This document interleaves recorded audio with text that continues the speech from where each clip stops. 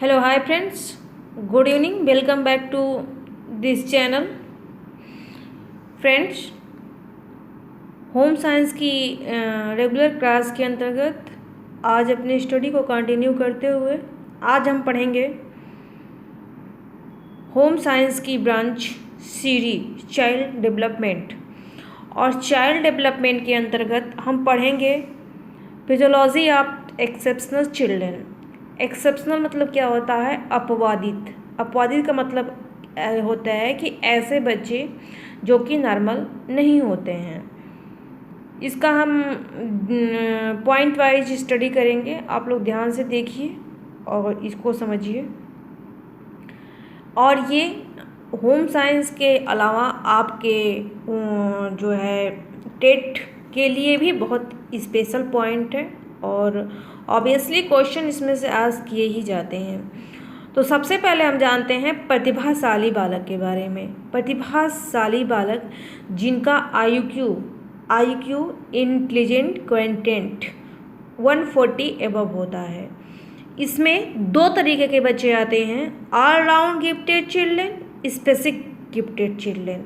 तो आपको प्रतिभाशाली बालक के अंतर्गत इतना ही जानना है। इसमें दो तरीके के होते हैं, ऑल राउंड गिफ्टेड चिल्ड्रन और स्पेसिफिक गिफ्टेड चिल्ड्रन। ठीक है। The gifted child grows up. The gifted child grows up ये बुक है और इसके राइटर हैं एलन टर्मन, M. ओडेन। ये बुक का नाम बहुत इम्पोर्टेंट है हर एग्जाम की दृष्टि से। किताबों के नाम से भी होम मैनेजमेंट में जैसे निकिल और डार्सी है, ग्रास हैंड कैंडल है, इन लोग की पुस्तक बहुत इंपॉर्टेंट है। साथ में CD की भी कुछ किताबें बहुत इंपॉर्टेंट है जिसमें से क्वेश्चन पूछा ही जाता है। तो the gifted children grows up ये किसकी बुक है? Elon Terman, M. ओडेन की। प्रतिभाशाली बालक के बारे में जाने। प्रतिभाशाली बालक दो तरीके के होते हैं, ऑल राउंडेड गिफ्टेड चिल्ड्रन और स्पेसिफिक गिफ्टेड चिल्ड्रन। नेक्स्ट में आता है समस्यात्मक बालक। समस्यात्मक बालक के अंतर्गत 3 प्रकार के बच्चे आते हैं। कौन कौन से? 3 तरह की प्रॉब्लम्स आती है। कौन कौन सी? मनोशारीरिक समस्यात्मक बालक यानी कि मेंटल फिजिकल प्रॉब्लमेटिक स्टूडेंट, या जो है बॉयज़ संवेगात्मक समस्यात्मक बालक और अनुशासन विहीन समस्यात्मक बालक। इसके बारे में थोड़ा सा बता देते हैं। मनोशारीरिक यानी जो कि जिसको जो मानसिक रूप से या फिर शारीरिक रूप से समस्यात्मक बालक है। इसके अंतर्गत जैसे कि IQ कम है वो बच्चे हो जाएंगे। ऐसे कभी कभी बाय बर्थ या बाय बर्थ के बाद भी ऐसे कोई एक्सीडेंट में पैरालाइज हो गया या कोई प्रॉब्लम हो गई जिससे कि हाथ पैर जो भी ऑर्गन्स बॉडी काम नहीं कर रहे हैं, उसके अंतर्गत ये बच्चे आएंगे। संवेगात्मक समस्यात्मक बालक की वो बालक होते हैं जो संवेग जैसे नहीं होता है।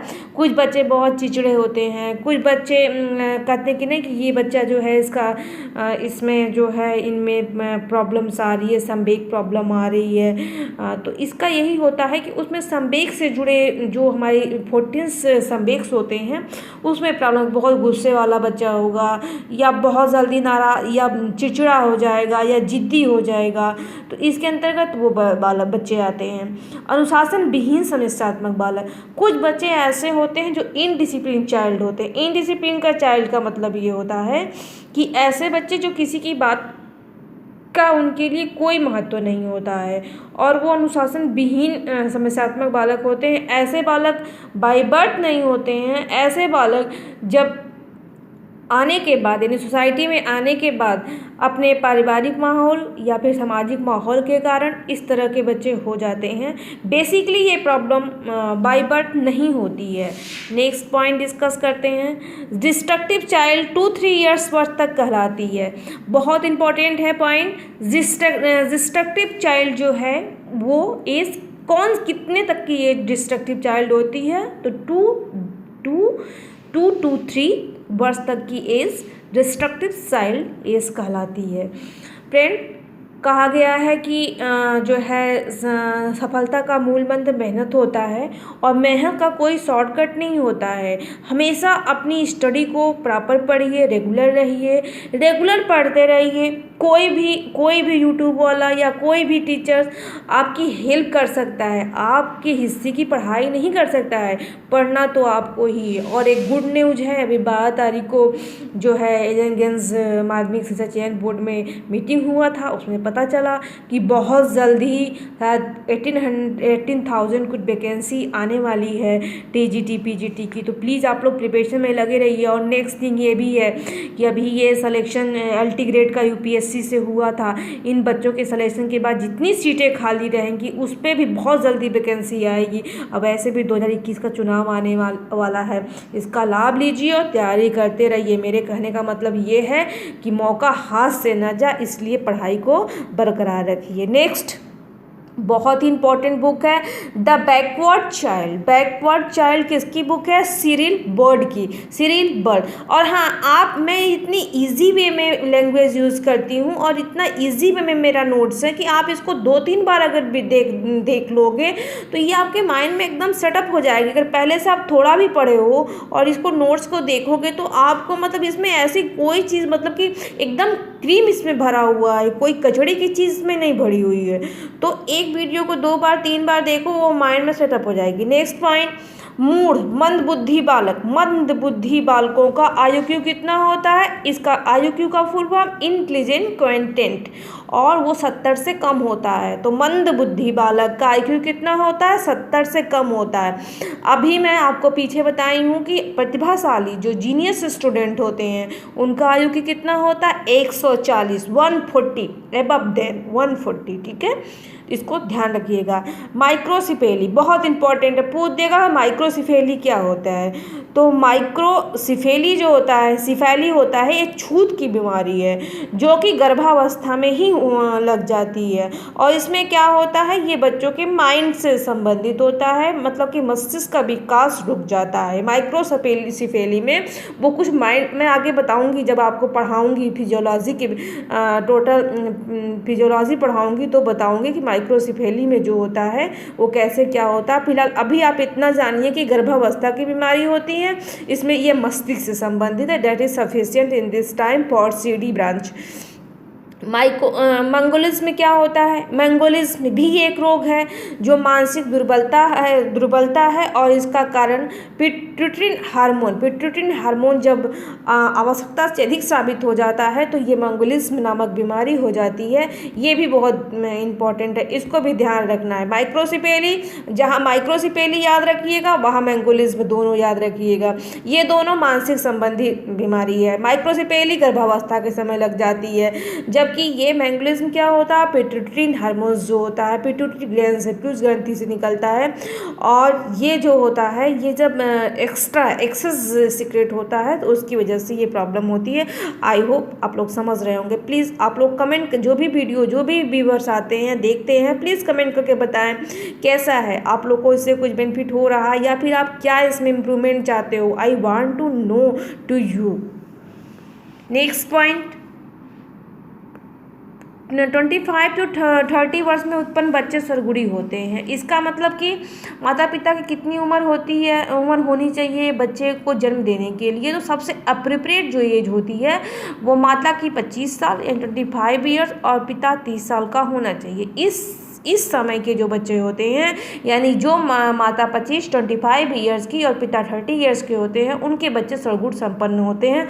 फिलहाल ये बात पहले की होती है, अब ऐसा कुछ नहीं होता है। अब तो इतने साल में कोई शादी भी नहीं करता है, तो बच्चे कहाँ से होंगे? फिलहाल अभी ये पहले की बात है। वैसे रियलिटी यही है कि इस एज के जो भी बच्चे होते हैं वो देखा गया है रिसर्च के माध्यम से कि वो बच्चे जीनियस होते हैं। अब हम मंदबुद्धिता के स्तर देखेंगे तो मंदबुद्धिता कितने प्रकार का होता है? ये देखिए 3 प्रकार का, जड़ बुद्धि, मूढ़ बुद्धि, मूर्ख। जो जड़ बुद्धि होता है उसको इडियट बोलते हैं। इनका जो IQ होता है 2 वर्ष के बच्चे के समान होता है, ठीक है ना। जितना 2 वर्ष के बच्चे की IQ होता है उतना जड़ बुद्धि वाला 50 साल का हो जाएगा तो भी, हालांकि 50 साल वो जीवित नहीं रह पाते हैं, वो बहुत कम, जो ऐसे लोग होते हैं उनकी उम्र भी बहुत कम होती है, वो सर्वाइव नहीं कर पाते हैं सोसाइटी में। 2 वर्ष के बच्चों के समान होती है। तो मूड, इसके बाद नेक्स्ट में मूड आते हैं। इम्बेसिल, इनकी जो होती है 3 से 7 वर्ष के समान होती है। 25 से 50 साल की उम्र में भी उनकी बुद्धि 3 से 7 वर्ष की, नहीं कहते कि क्या बच्चों जैसी हरकत कर रहे हो, क्या तुम्हारी बच्चों जैसी बुद्धि है, क्या बड़े होकर बच्चों जैसी हरकतें कर रहे हैं, वही वाली बात हो जाती है। तो वाकई में ऐसे लोग बोलते हैं, लेकिन इन बच्चों में ये प्रॉब्लम होती है, रियलिटी में होती है। जो मूर्ख होते हैं, आईक्यू, उनकी आईक्यू 50 से 70 के मध्य होती है, और जो है वो 50 से 70 के मध्य होती है। और दूसरी चीज़ ये है कि उनका आईक्यू जो है, ये आईक्यू इतना होता है 50-70 के मध्य, और ये 7 से 10, यानी जब ये कितने भी साल के जो भी ये जीवित रहते हैं, जितने भी साल के हो जाएंगे, लेकिन इनकी बुद्धि जो होती है 7 से 10 वर्ष के बीच में ही होती है। तो मंदबुद्धता के हमने स्तर पढ़ा, 3 पढ़ा, कौन कौन सी, जड़ बुद्धि, मूढ़ और मूर्ख। जड़ बुद्धि वाले जो होते हैं उनका आईक्यू जो होता है वो 25 से कम होता है। मूढ़ जो होते हैं, इम्बेसिल, उनका आईक्यू 25 से 50 के मध्य होता है। और मूर्ख जो होते हैं 50 से 70 के मध्य इनका आईक्यू लेवल होता है। तो अभी तक हमने पढ़ा जो है समस्यात्मक बालक के, हमने एक्सेप्शनल चिल्ड्रन के अंतर्गत 3 कैटेगरी में बांटा। पहला प्रतिभाशाली, नेक्स्ट समस्यात्मक, इसके बाद मंदबुद्धि। तो ये 3 वैरायटी हो गई एक्सेप्शनल चिल्ड्रन के अंतर्गत। उसमें भी हमने प्रतिभाशाली बालक के अंतर्गत 2 प्रकार का बताया, all round gifted children, specific gifted children. समस्यात्मक बालक के अंतर्गत 3 प्रकार का बताया, मनोशारीरिक समस्यात्मक बालक, संवेगात्मक समस्यात्मक बालक, अनुशासन विहीन समस्यात्मक बालक। और अब हम यहाँ पे मंदबुद्धता के बारे में बताए हैं। यहाँ पे 3 प्रकार से बांटा गया, जड़ बुद्धि, इडियट, इम्बेसिल, मॉरल। तो ये चीज़ आपको ध्यान रखना है, ओके। अब ये नाजुक बच्चे, ये डेलिकेटेड एक ऐसा वर्ड है जिससे क्वेश्चन पूछते हैं, डेलिकेटेड चिल्ड्रेन आर कॉल्स। ये जो है बस ऐसे क्वेश्चन पूछता है, डेलिकेटेड का मतलब क्या होता है। डेलिकेटेड का मतलब इंग्लिश वर्जन ही जब पूछता है तो पूछता है, इसका मतलब नाजुक बालक। नाजुक बालक किसे कहते हैं, वो बच्चे जो एटमॉस्फेयर में अपने आप को सेटअप नहीं कर पाते, जैसे थोड़ा सा मौसम चेंज हुआ उनको सर्दी जुकाम हो जाएगा, वो बीमार पड़ जाएंगे, तो वो डेलिकेटेड चाइल्ड कहलाते हैं। वो बड़े होकर भी उनकी प्रॉब्लम यही होती है, वो थोड़ा सा भी इनको जो है कंडीशंस उनके फायरेबल नहीं होगा तो वो बीमार हो जाते हैं। तो ऐसे बच्चों को क्या बोलते हैं, डेलिकेटेड चिल्ड्रन बोलते हैं, ठीक, ओके। आई थिंक इतना आप लोगों को समझ में आ गया होगा। अब हम नेक्स्ट पॉइंट पे चर्चा करेंगे, भाषा दोष के प्रकार। ये पॉइंट आपके यूपी टेट सी टेट के लिए बहुत इंपॉर्टेंट है। इस पॉइंट से इतने ही पॉइंट से कम आपका 10 क्वेश्चन बनता है और 1 क्वेश्चन डिक्टो आता है। भाषा दोष में सबसे पहले भ्रष्ट उच्चारण, इसको इंग्लिश में लिस्पिंग बोलते हैं। दूसरा अस्पष्ट उच्चारण, स्ट्रमिंग बोलते हैं। तुतलाना, स्ट्रनिंग बोलते हैं। और हकलाना, स्टैमरिंग बोलते हैं। यानी ये इंग्लिश वर्जन याद रखिएगा, इंग्लिश वर्जन ही पूछता है, हिंदी वर्जन नहीं पूछता है। तो भाषा दोष के प्रकार, भ्रष्ट उच्चारण यानी लिस्पिंग। इसमें जो होता है बच्चा जैसे बोलता है कि समय